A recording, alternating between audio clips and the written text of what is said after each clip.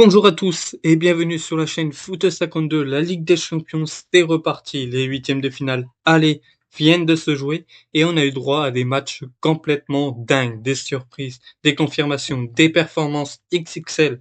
Aujourd'hui, on va tout analyser ensemble. Quels clubs ont pris une option pour l'écart? Qui a déçu? C'est parti pour le débrief complet.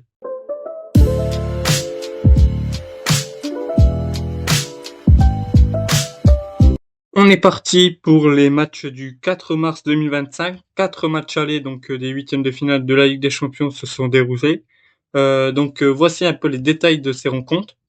On a déjà le club de Bruges qui affrontait donc Aston Villa. Aston Villa a pris une sérieuse option pour la qualification en s'imposant 3-1 sur le terrain du club de Bruges.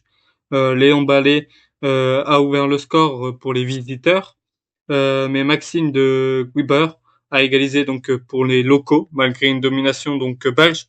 Aston Villa a profité d'un but contre son camp de Brandon Michel et d'un penalty transformé par Marco Asensio en fin de match pour assurer donc une avance confortable avant bien sûr le match retour. Le deuxième match que nous allons voir, c'est le PSV contre Arsenal. Arsenal a réalisé une performance exceptionnelle en s'imposant 7-1 sur le terrain du PSV Eindhoven.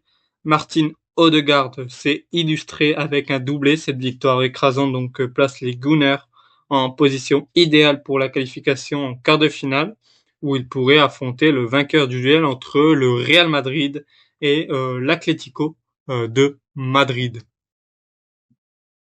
On passe maintenant au match de mon club préféré, le Real Madrid, qui a affronté donc l'Atlético de Madrid dans un derby madrilène intense. Le Real Madrid a pris l'avantage en s'imposant 2-1 face à l'Atlético de Madrid. Rodrigo a ouvert le score pour les Merengues, mais Julián Alvarez a égalisé pour les Colchoneros. En seconde période, Brahim Diaz a inscrit le but de la victoire pour le Real Madrid, offrant donc une légère avance à son équipe, bien sûr, avant le match retour au stade Metropolitano. On passe maintenant au Borussia Dortmund qui affrontait un club français, Lille. Le Borussia Dortmund et le LOSC, donc Lille, se sont neutralisés sur le score de 1 partout. Karim Adeyemi a donné l'avantage donc aux Allemands à la 22e minute, mais Hakan Haraldsson a égalisé pour les Français à la 68e minute. Sur leur première frappe cadrée, malgré une domination donc en première période, Dortmund n'a pas su aussi conserver son avantage, donc laissant le suspense entier avant donc le match retour en France à Lille. Maintenant, on est parti pour voir les 4 autres matchs allés des huitièmes de finale de la Ligue des Champions qui se sont déroulés le mercredi 5 mars. On commence avec Feyenoord face à l'Inter Milan. L'Inter Milan qui a pris une option sérieuse pour la qualification en s'imposant 2-0 sur le terrain de Feyenoord. Les buts ont été marqués donc par Lautaro Martinez et Marcus Thuram, qui offrent aux Italiens donc une avance confortable avant le match retour. Bayern Munich contre Bayern Leverkusen.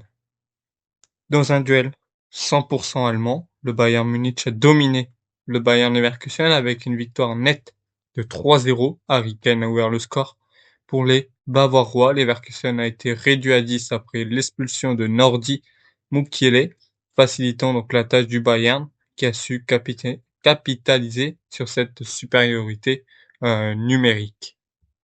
Le troisième match, Benfica face à FC Barcelone, malgré une infériorité numérique dès la 22e minute. Après l'expulsion de Pau Kurbasic, le FC Barcelone a réussi à s'imposer 1-0 face à Benfica à Lisbonne. Le seul but de la rencontre a été inscrit donc par Rafinha à la 61e minute. Le gardien Wojciech Szczęsny,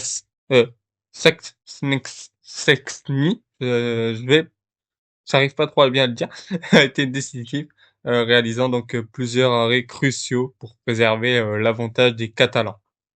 Le Paris Saint-Germain face à Liverpool. Au Parc des Princes, Liverpool a créé la surprise en s'imposant 1-0 face au Paris Saint-Germain, malgré une domination parisienne avec 27 tirs contre 2 pour Liverpool.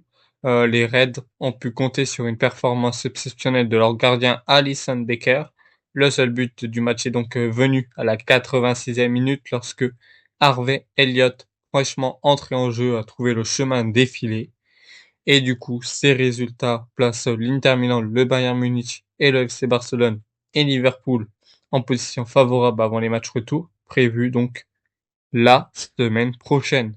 Pour cela, il faut que vous likez cette vidéo, commentez et vous abonnez pour ne pas louper du coup les matchs retour avec mon débrief. Allez, merci à tous, je vous dis à très vite. Salut les footeux.